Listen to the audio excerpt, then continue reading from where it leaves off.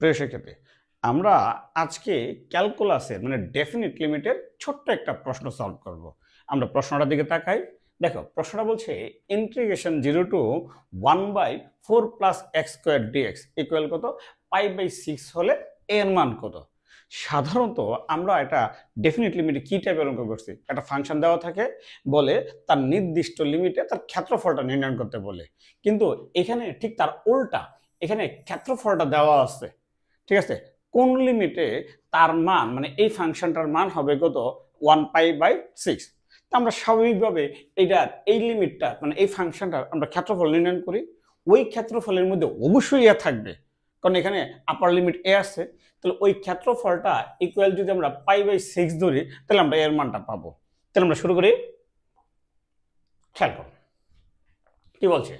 তাহলে ইন্টিগ্রেশন এখানে কি দেওয়া আছে, এখানে integration 0 to a 1/4 plus x square dx. আমি যদি এই 4টাকে 2 স্কোয়ার ফর্মে লিখি, তাহলে সমান integration 0 to a 1/2 square plus x square dx. এখন সূত্র পড়ছে ইন্টিগ্রেশনে।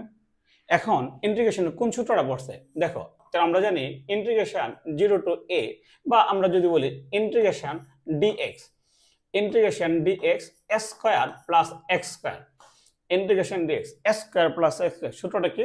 সূত্রটা হলো 1/a tan inverse 1/a tan inverse x/a। তাহলে এই অঙ্কে এর মান কত? এই অঙ্কে এর মান 2। আমরা সূত্রটা ভাঙাই। তাহলে 1/a তার মানে 1/2 1/a tan ইনভার্স x/a। ঠিক আছে, তাহলে লিমিটটা কত দেওয়া আছে, 0 টু কত a।